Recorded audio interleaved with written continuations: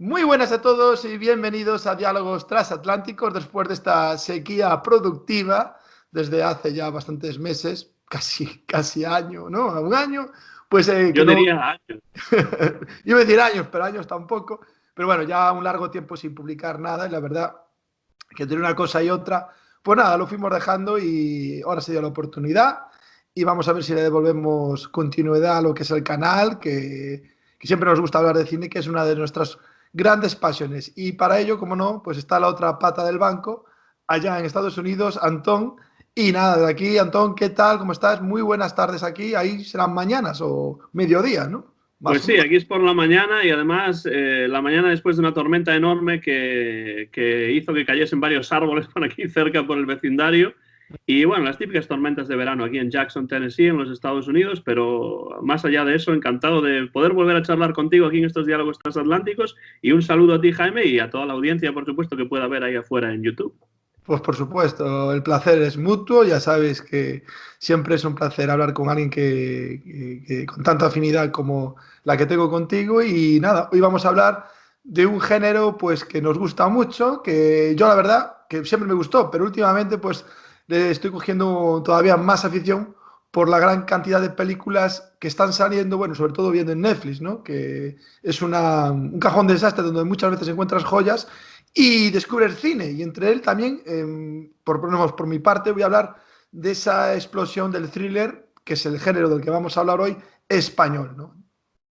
Sí, el thriller a mí siempre me ha gustado también desde que era muy pequeño y empecé a ver las películas de Hitchcock y entonces precisamente yo hablaré de una película de Hitchcock, pero antes de meternos en ya el tema de las propias películas, me gustaría saber, Jaime, ¿qué es lo que te atrae a ti del thriller? Bueno, el thriller siempre como su palabra, bueno, el significado esa palabra es suspense, ¿no? Y el cine muchas veces, pues, lo que te hace, pues, seguir la trama básica, ¿no? De lo que es un film, pues es el qué sucederá, ¿no? Y creo que dentro de esa, bueno, de esa idea, pues creo que es una de las, realmente de las bases del cine, bueno, actual, anterior, moderno, y que siguiera siendo así durante mucho tiempo. Y sin duda, pues el thriller para mí supone un género, junto con la ciencia ficción, que adoro por eso, ¿no? Por el tema que siempre trata sobre asesinatos, sobre giros de guión pues continuos, que es una de las bases, ¿no? De este tipo de género. Y realmente, bueno, pues yo siempre me gustó y últimamente pues estoy cogiéndolo muchísimo, gran afición. Y también, como no, pues es uno de los referentes cuando hablamos de alguien tan maravilloso, tan grande en el cine como fue Hitchcock, ¿no? Que sin duda es el referente, el faro de este género, ¿no? En la historia Sí, del el cine. thriller, Jaime, puede definirse más o menos como una película, una novela, una historia en general que busca provocar una emoción de excitación o de sorpresa en el espectador o en el lector, creando un sentimiento continuo de tensión, ¿no? ¿Y cómo se crea esa tensión? Tú lo has dicho ya, a través del suspense, ¿no? Que es el medio más utilizado en el thriller para crear el deseo de saber más acerca de la historia que se está narrando y de esa manera crear una tensión, ¿no?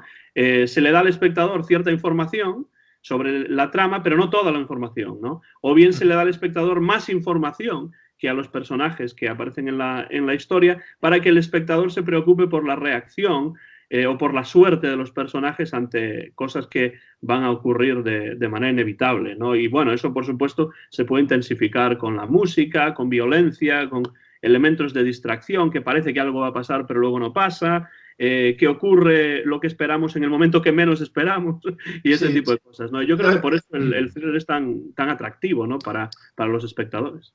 Sí, la verdad es que, bueno, pues el thriller, como estás comentando muy bien, pues es un género, pues digamos, con muchísima solera dentro de lo que es el cine. ¿No? No es como a lo mejor la ciencia ficción que realmente pues tomó su importancia en las últimas décadas, ¿no? Y lo que tú comentas, pues creo que es una de las bases de lo que es una novela, de lo que es pues el cine, que sin duda pues es muchas veces pues no es más que un libro, ¿no? Adaptado al lenguaje cinematográfico y como tú comentas, pues sin duda pues es eso lo que atrae a muchos millones de personas, pues esa atracción por este género. Y tengo que decir que últimamente pues hay una explosión otra vez gracias a las plataformas digitales, ¿no? A las de streaming, porque, por ejemplo, no sé si en Estados Unidos pues aparecen las series europeas, Antón. porque sé que funciona bueno, por zonas, pero aquí en Netflix, en España, hay muchísimas series belgas, francesas, españolas, que utilizan este género, ¿no? Y creo que y con una calidad alucinante, ¿no? Por ejemplo, ahora estamos viendo en casa una serie titulada belga Zone Blanche, ¿no? Zona en blanco, creo que es la traducción del francés. Y realmente es una pasada, ¿no? Lo que se consigue a través del thriller y de esos medios tan muchas veces escasos, ¿no? Que gracias al talento de los directores, pues logran esa tensión, ¿no? En el espectador. Pues esas series de las que hablas, desde luego, sí que se ven también aquí en los Estados Unidos a través de diferentes plataformas como Netflix. Y es que el thriller realmente es un género internacional. Y entonces es cierto que hay series belgas, francesas, españolas, escandinavas también, que tienen mucho éxito. Alemanas Alemanas también. también, Sí. exacto. Es curioso que en Europa, O pues inglesas. inglesas, sí. Pero sí que las series europeas están teniendo mucho éxito, mucha presencia en las plataformas de streaming y tal, aquí en los Estados Unidos también, y en diferentes lenguas, con subtítulos. A mí me encanta ver este tipo de series que tienen mucho de thriller, pues aunque sea en una lengua que no comprendo, pues con subtítulos me gusta muchísimo más que un doblaje al inglés o al español o algo así, ¿no? Entonces, sí, hay una explosión, como tú dices, esto viene ya de atrás, pero hay una explosión ahora, en estos momentos, en este año 2019 en el que estamos grabando esta conversación. Y bueno, pues no sé, Jaime, si te parece, podemos ir entrando en materia con ya las dos películas que hemos elegido como ejemplos de lo que para nosotros es el thriller. Yo voy a empezar de manera cronológica con una película del año 1948, es decir, nos vamos ya 70 años atrás, y tú vas a hablar de una película mucho más actual que ha salido hace muy poquito. Lo que intentamos también, lo que intentamos es un poco, pues, poner en ambos diálogos transatlánticos, ya que tú estás allá, estoy yo aquí, pues, poner en la balanza, pues, una película que representa el cine americano, de ese cine, bueno, del cine, ¿no? El cine americano es el cine, con letras mayúsculas, y lo que es el cine thriller en este lado del océano, ¿no? En Europa. Entonces mostramos y más concretamente en España, ¿no? A más INRI, ¿no? Que realmente pues se están saliendo, ¿no? Las cosas como son. Entonces intentamos hacer un poco de comparación entre ambos mundos, ambas formas de ver el thriller y a ver qué sale, ¿no? Pues yo empiezo con una película de Alfred Hitchcock. Claro, hablando de thriller es difícil no hablar de Hitchcock. Tenemos grandes películas, pues es que prácticamente hay tantas que ya no sabría cuáles citar, pero por supuesto está en Psicosis, está Con la muerte en los talones, está Crimen perfecto. Bueno, hay muchísimas películas, Vértigo, La ventana indiscreta, todas ellas tienen un elemento de thriller, de suspense, en muchos casos psicológico, muy importante, ¿no? Pero bueno, en lugar de elegir una de esas que son tan conocidas, pues voy a elegir otra que también es conocida, pero que quizá no siempre se hable tanto de ella, que es La Soga, en inglés Rope, del año 1948. Yo vi esta película por primera vez siendo bastante pequeño con mi tío, a quien le encanta el cine de Hitchcock y que desde siempre, pues ya en beta y en VHS me iba poniendo las películas de Hitchcock dobladas al español. Recuerdo esa colección de ir al piso de tu tío y ver esa colección allí brutal, ¿no? De VHS, ¿no? Ahí. Sí, tiene todavía VHS y por supuesto muchos DVDs y Blu-rays y todo eso, pero mantiene todavía algunos de los VHS e incluso aquella muy conocida en VHS colección que salía en los kioscos en España de Hitchcock, que tenía el nombre de Hitchcock en rojo y la caja de la cinta era negra y ahí pues estaban algunos de los clásicos de Hitchcock, entre ellos La Soga, ¿no? Que es un thriller psicológico, es la historia de dos jóvenes. Brandon, interpretado por John Dahl, que no es un actor muy conocido, pero que lo hace de maravilla en esta película, y Philip, que es Farley Granger, un actor mucho más conocido, además, que participó en otras películas con Hitchcock. Y estos dos matan a un tercero, a David, un antiguo compañero de universidad, simplemente para probar que pueden cometer el crimen perfecto. Entonces ya hay un problema psicológico aquí en estos personajes, que no matan porque tienen que matar, sino que matan porque para ellos es casi un ejercicio académico, ¿no?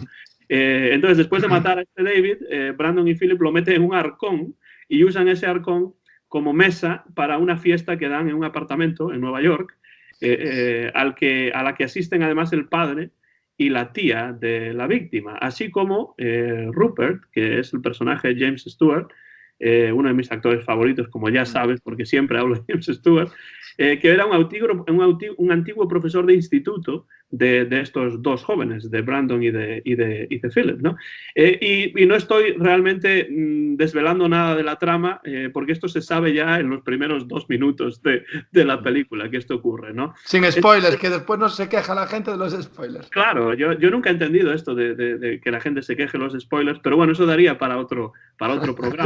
Yo tampoco. A mí si me gusta una película, pues la trama es importante, pero yo veo películas, no sé, a veces 10 o 12 veces y ya sé perfectamente lo que va a pasar y sé los diálogos. El spoiler no, a mí no me preocupa tanto si es una buena película, claro. Incluso a mí me tiene pasado que, hablando ahora, hacemos un inciso, que el tema de los spoilers, yo muchas veces los veo y disfruto la película en el cine tal cual. O sea, incluso con los spoilers sabiendo cómo acaba. Porque la sorpresa está ahí. Una cosa es que te cuente y de otras el impacto visual, que es realmente lo que vas buscando al cine. Entonces yo tampoco lo entiendo, lo de los spoilers muchas veces, ¿no? Esos dramas que se monta mucha gente, ¿no? Sí, bueno, y en una película de 1948, pues la gente ha tenido 70 y tantos años para verla, ¿no?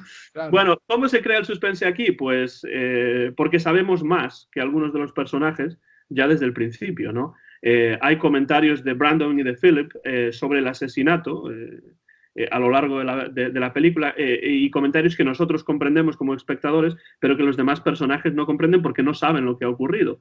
A nosotros se nos ha mostrado ya desde el principio, pero a los otros personajes no. Luego la proximidad, ¿no?, del cadáver escondido, que sabemos que está metido en ese arcón, pero nadie más que nosotros como espectadores, y Brandon y Philip lo saben en la película.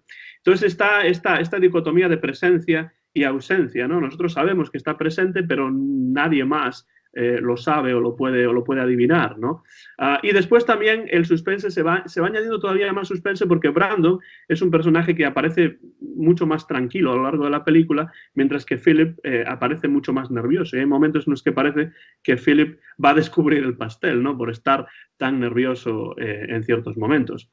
Después tenemos a Rupert, de este personaje que es James Stewart, el profesor de instituto, que es de alguna manera, entre comillas, el inspirador, ¿no?, del asesinato, pero no culpable, claro, porque sus comentarios en las clases eran puramente hipotéticos, ¿no? Eran simplemente un ejercicio filosófico basado en la filosofía de Nietzsche o en un artículo de Thomas de Quincey que leían en esos momentos, ¿no? Y entonces, pues claro, como dice un amigo mío, nosotros no podemos ser responsables de lo que hacemos en los sueños de los demás, ¿no? Entonces no podemos decir que Rupert sea el culpable de este asesinato, sino más bien, hay un problema psicológico en los otros dos personajes, ¿no?, en Brandon y en Philip. Además, todo ocurre en una habitación, porque claro, esto es una obra de teatro, de Patrick Hamilton, que está adaptada de maravilla por... no lo sabía, no sabía lo de la obra de teatro. Sí, una obra de teatro de los años 20, de finales de los años 20. La iluminación, además, que a mí me parece magnífico, esto va cambiando sutilmente a medida que avanza la velada. Podemos ver un dibujo que, bueno, es como si fuese la ciudad de Nueva York al fondo, ¿no? Y la iluminación de ese background, ¿no?, de eso que aparece en la parte de atrás, va cambiando a lo largo de la película. Me encanta la música también, que aparece como contrapunto a algunos momentos de la trama. Y una cosa muy interesante para ya ir terminando con esta película, porque claro, no vamos a contar por aquello de los spoilers y porque no tiene sentido tampoco al final de la película o cómo se va desarrollando, pero sí quiero decir que Hitchcock quería filmar toda la película como si fuese una sola toma, como si fuese una obra de teatro exactamente, ¿no?, en una sola toma, pero eso era imposible en el año 1948 y aún hoy en día es muy difícil. Entonces lo que hizo fue 10 tomas diferentes, pero muy largas, entre 4 y 10 minutos. 4 la de menos duración, 10 la de más duración, y después las montó de tal modo que da la impresión de que todo ocurre en una toma. No es cierto realmente, porque claro, los rollos de cinta había que cambiarlos, no tenías un rollo de cinta que te diese la posibilidad de grabar 90 minutos sin parar, ¿no? Pero lo hace muy bien porque es Hitchcock y evidentemente un genio. En eso, en el montaje, en la edición y tal, es un genio y lo hace realmente de maravilla. Y finalmente, pues algunos críticos han hablado de la posible homosexualidad entre Brandon y Philip, que era un tema tabú a finales de los años 40 en Europa y en los Estados Unidos. Y bueno, pues Hitchcock sutilmente utiliza la película para sugerir ese tema. Tanto si estamos de acuerdo con que no, en que hay una atracción homosexual entre estos dos personajes, lo que sí está claro es que hay una relación desigual de control, ¿no? Que está ejercido por parte de Brandon, que domina de alguna manera esta relación con Philip. A mí me parece una película, Jaime, excelente, porque es de esas películas sutiles, muy bien construidas, muy bien creadas, y que en el momento en el que salió, pues hubo la recepción crítica de esta película, pues no fue excelente. Hubo críticos muy entusiastas, pero también hubo otros críticos a los que no les gustó nada ¿Cuántas veces sucede eso con películas que después se transforman bueno, en verdaderas referencias, ¿no? A lo largo del cine tenemos miles de ejemplos, ¿eh? Es Y una pasada. este es un caso muy evidente porque hoy en día se reconoce como una película realmente de culto, incluso dentro de las personas a las que les interesa Hitchcock, pero a las que les interesa el cine de thriller y el cine en general, y en su momento pues no tuvo el aplauso unánime de la crítica ni mucho menos. Pero yo, Jaime, la recomiendo sin ninguna duda porque es cierto que hay otras películas de Hitchcock mucho más conocidas, mucho más famosas, que los críticos aprecian todavía más, pero a mí esta es una que yo he visto un montón de veces y que cada vez que la veo pues encuentro cosas nuevas y además pues no me canso de verla. Si tengo una hora y media libre, pues es una buena manera de pasar esos 90 minutos. Y yo sé, Jaime, que tú últimamente has estado muy emocionado con películas españolas, con películas además muy bien hechas, con películas que toman cierto género y lo llevan a unas alturas importantes, ¿no? Y una de ellas es la película de la que nos vas a hablar hoy aquí en los Diálogos Transatlánticos, que es un thriller español muy interesante. Sí, sí, pues de ese lado del Atlántico pasamos a este otro, y más concreta a España, y esa película es Que Dios nos perdone. Y es una película del año 2016, es muy reciente, una película pues de ahora mismo, y está dirigida por Rodrigo Sorogoyen, que es un director que está muy al alza en España, ¿no? Y esta película tengo que decir que tiene la interpretación maravillosa de un actor que para mí, es que nunca pensé decir esto de cine español, Antón, lo siento, sí, me alegra decirlo porque nunca pensé que fuera a estar tan emocionado con lo que es nuestra producción patria, que es Antonio de la Torre, que me parece un actor fantástico. Lo tengo visto en más papeles y es un auténtico, bueno, actor, bueno, maravilloso. Me parece increíble cómo se adapta a cualquier papel y lo hace maravillosamente bien. Y como no, Roberto Álamo, también una sorpresa este actor, ¿no? Que por cierto ganó el Goya al mejor actor por esta película en el año 2016.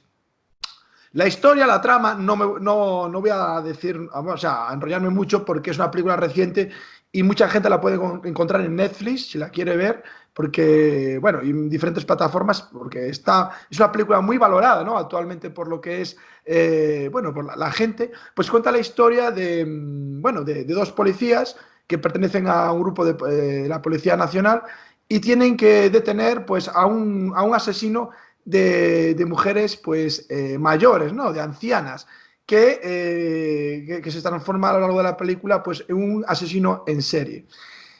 Hay un nexo de unión, ¿no? Entre estos tres personajes que nosotros solemos, bueno, pues la típica película de policías y ladrones o asesinos, los policías son los buenos, los asesinos los malos, pero en esta película, a lo largo del desarrollo de la trama, nos damos cuenta de que hay taras psicológicas en los tres personajes, tanto los dos policías como el asesino, esa tara psicológica relacionada con las mujeres. Los tres odian a las mujeres o tuvieron un trauma a lo largo de su vida relacionado con las mujeres. El personaje de Antonio de la Torre es un policía que tartamudea. Esa tartamudez fue producida por su madre en la infancia. Roberto Álamo, su mujer, pues le pone los cuernos a lo largo de la película, lo vemos, y para él es un golpe brutal porque rompe su vida y bueno, significa para él pues casi el final de sus días. Y por otro lado, bueno, el asesino pues asesina porque odia a su madre no la puede matar, por eso asesina mujeres de avanzada edad, ¿no? Entonces todo es una mezcla de tres tramas, de tres planos que se entrecruzan y realmente es fantástico pues seguir la trama.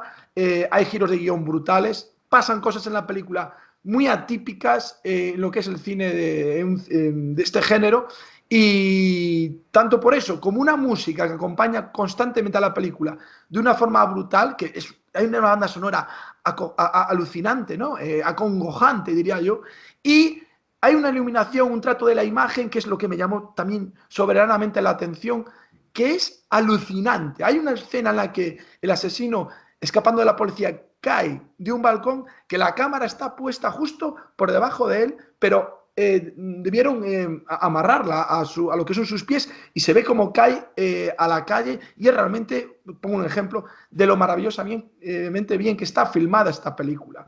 Por lo tanto, tiene una iluminación también bueno, en algunos casos esta iluminación lo que nos evoca, según cada personaje, es su vida. Por ejemplo, Antonio de la Torre, la iluminación nos provoca pues esa ausencia de vida social, en el caso de Roberto Álamo, esa soledad, y en el asesino, pues esas causas que lo llevan a asesinar. Por lo tanto, no hay nada dejado al azar, todo está súper bien hilvanado y se juntó bueno, un crisol de cosas, de características tan positivas y tan buenas que conforman un film brillante, ¿no? Diría, para mí, que es una película de un 9, Antón, una película sobresaliente, que está muy valorada por la crítica, muy bien valorada por lo que es la audiencia, y de hecho creo que tuvo 6 nominaciones, 5 o 6 nominaciones a los Goya, y bueno, eso deja mucho a las claras de lo que significa esta película, este thriller que es de factura española y que es para nosotros pues de un gran orgullo que se pueda realizar este tipo de films en nuestro país, ¿no? Cosas así hace 20 años eran impensables, ¿no? Pero creo que ahora hay más apoyo económico, lo que hablábamos antes de las plataformas en streaming que dan dinero para que a lo mejor que directores con mucho talento puedan mostrar lo que valen. Y bueno, creo que todo está ayudando mucho al cine español. Por lo tanto, yo recomiendo esta película porque es maravillosa y es un ejemplo del buen thriller que se puede hacer en España. Hablando un poco de eso que dices, Jaime, yo creo que es hora de decirlo y hacerlo. Además, creo que hay que eliminar esos prejuicios que hay en algunos casos acerca del cine español, porque realmente a veces las personas que critican duramente el cine español, pues quizá no han visto algunas joyas que existen dentro del cine español. Esto no ocurre solamente hoy en día, que sí que hay muy buenas películas, pero incluso a lo largo de la historia del cine español hay películas que son verdaderas obras maestras, algunas de ellas no muy conocidas y que conviene rescatar. Entonces, esta idea de que todo lo que viene de fuera siempre tiene que ser mejor porque está mejor hecho y con mejores medios, esto es para mí algo que no tiene mucho sentido, porque en todos los lugares y en todos los momentos de la historia del cine se han creado películas buenas y malas. Y en España también. Hay muchas películas muy malas durante la época del franquismo, pero también hay algunas películas que son excepcionales, como por ejemplo, por ya solamente citar una, pues, y también dentro del thriller, Muerte de un ciclista, a la que hemos dedicado ya parte de un programa aquí en Diálogos Transatlánticos. Entonces, esto de que el cine español es un cine sin sustancia, que las cosas no se hacen bien, que no hay medios, esto es algo que a mí nunca me ha parecido una idea aceptable y mucho menos hoy en día cuando hay muchos más medios que nunca, hay mucha más oferta que nunca y por tanto va a haber oferta de una calidad variable, cosas no muy interesantes, pero luego algunas pequeñas maravillas como La Isla Mínima, por ejemplo, película... Le iba a decir yo ahora, En la mínima otro ejemplo de una... Tiempo. No sé si la viste, llegaste a Sí, sí. verla. Pues te parece maravillosa, ¿verdad? Bueno, pues de hacerla, ¿no? Realmente es súper profesional, súper Exactamente, y para mí es realmente La Isla Mínima otro ejemplo, o El Hijo, una película también muy buena española de hace muy poco, y podría decir un montón de ejemplos, ¿no? De cine español dentro del thriller. No estoy hablando de más género, porque la comedia también hay películas que están funcionando muy bien, ¿no? Por ejemplo, esta última de Lo dejo cuando quieras, que es una, yo la fui a ver al cine y me lo pasé y no tiene nada que envidiar a cualquier comedia americana. De hecho, está siendo un éxito de taquilla, ¿no? Entonces, creo que cada vez, lo que tú comentas, la mayor facilidad para que buenos directores que a lo mejor no tendrían la oportunidad de acceder puedan hacer sus trabajos, pues está favoreciendo que el cine español pues salga adelante y muestre de lo que es capaz. Y dentro del thriller y del terror, de alguna manera, pues podemos hablar de Tesis, podemos hablar Uf, del Orfanato, podemos incluso hablar de ciertas películas de Ibáñez Serrador, que dentro de la televisión también hizo algunas maravillas en los años 60 y 70 y que recientemente ha fallecido. Bueno, todo esto para decir que el cine español está en un buen momento y hay películas que conviene verlas antes de hablar de ellas, como siempre, evidentemente, pero películas que no son ninguna pérdida de tiempo y que nos van a gustar tanto como a ti te ha gustado Que Dios nos perdone. Tú le has dado un 9 a esta película, pues yo le daré un 9 también a la película de Hitchcock, porque desde luego no es de las más conocidas, pero sí es una película de muy bella factura y muy bien hecha y además con una historia muy interesante en la que poco a poco uno va descubriendo más y más cosas. Jaime, para ir terminando, me gustaría preguntarte acerca de esta película, Que Dios nos perdone, porque desgraciadamente por el momento no he podido verla, pero estoy en ello y trataré de verla pronto. Aquí no es tan fácil de encontrar en los Estados Unidos como puede serlo en España, a pesar de que está publicada también en DVD. Me gustaría saber, Jaime, qué es lo que más te atrajo de esta película y si de alguna manera hay algún elemento especial dentro del thriller que se ve con mayor intensidad, ¿no? En esta película que Dios nos perdone. pues lo que hablaba antes, el tema psicológico, ¿no? De que no solo fuera un juego entre policías y ladrones, policías y asesinos, sino que nos mostrara también la incapacidad, las carencias, esas vidas tan desastrosas, no solo del asesino, sino también de los dos policías que persiguen a ese asesino y que intentan dar caza. Por lo tanto, la vida de los tres no es tan diferente. La vida de los buenos no es tan diferente a la de los malos. O sea que eso fue lo que me llamó la atención, ¿no? Y aparte está también tratado y lo remarca también el director, Rodrigo Sorogoyen, y lo describe tan bien con esas taras psicológicas que realmente te mantienen enganchado, porque no solo es la superficialidad de lo que es el caso, ¿no? Sino que se sumerge en las vidas de los tres, ¿no? Y todo se va encadenando poco a poco hasta llegar al final de la película, ¿no? Y está todo tan bien hecho que es lo que realmente me llamó la atención y que realmente es el kit de la película. Esas taras psicológicas de todos de los tres personajes principales de la película, ¿no? El buen thriller, yo creo, Jaime, siempre escapa ese manicaísmo de los buenos y malos y nos presenta pues otras opciones, ¿no? Porque desde luego los buenos no son tan buenos y los malos no son tan malos y entonces la película es mucho más profunda de esa manera, ¿no? Podemos de alguna manera tratar de comprender mejor a los personajes, ya sean los villanos o ya sean pues los policías porque evidentemente pues las personas en la vida real, fuera de la pantalla, todas tenemos nuestras complicaciones y nuestras dificultades más allá de las buenas o malas intenciones que podamos tener al hacer las cosas. Entonces, eso me gusta de esa película, lo que tú comentas, y es algo que yo creo que Hitchcock en otra época intentaba hacer también dentro de las posibilidades que su momento histórico pues Exacto.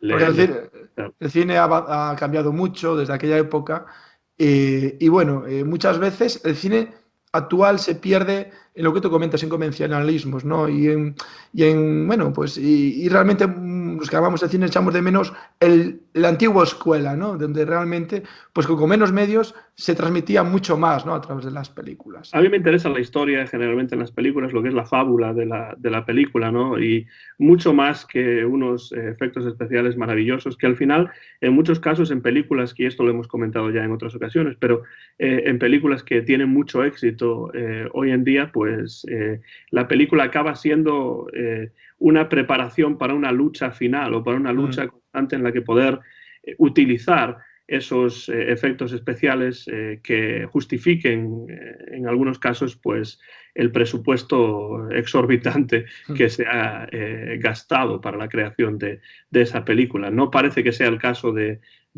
esta película de Sorogoyen de la que has hablado, y bueno, eso hace que a mí me interese todavía más y ya te digo, tengo muchas ganas de verla lo antes posible. A ver si puedo encontrarla por aquí y ya te comentaré, y también por supuesto la audiencia si ha visto alguna de estas dos películas y quiere comentar, pues aquí debajo del vídeo puede dejar sus comentarios también si así les parece bien. Bueno, pues creo que hasta aquí ha sido una buena descripción de lo que es el thriller, de dos ejemplos de lo que, de lo bueno que puede llegar este género a dar de sí. Y bueno, me parece que la audiencia seguramente pues el gusanillo por ver, que creo que en el caso de la soga, cualquier amante del cine ya la habría visto, pero más a lo mejor en que Dios nos perdone. El título ya lo dice todo, ¿eh? Que Dios nos perdone, ya el título es muy aclarativo, pues a lo mejor pues, la gente pues anima y a perder esos prejuicios que muchas veces tú muy bien comentas, se tiene sobre el cine español, ¿no? Bueno, Jaime, pues ha sido un placer, como siempre, volver a estos diálogos transatlánticos. Espero que no pase un año hasta la próxima vez que nos encontremos por este canal. Y como siempre, un placer charlar contigo y compartir estas aficiones comunes que tenemos, que son el cine, la música, los cómics, los libros y Cualquier cosa. Pues yo creo que no es tan difícil que lleguemos a un acuerdo, no digo semanalmente, pero cada 15 días perfectamente, porque lo del thriller fue algo muy rápido, que decidimos así rápido. Mira, creo que ha sido una conversación muy chula y un tema muy interesante, por lo menos para el que habla aquí, ¿no? Muy bien, Jaime, pues nos despedimos entonces hasta la próxima y un saludo tanto para ti desde aquí, desde Jackson, Tennessee, en los Estados Unidos de América, como para toda la audiencia que pueda estar ahí a lo largo y ancho del mundo viendo estos diálogos transatlánticos en nuestro canal de YouTube. Pues nada, un saludo a todos y nos vemos muy pronto aquí en Diálogos Transatlánticos. Hasta la próxima.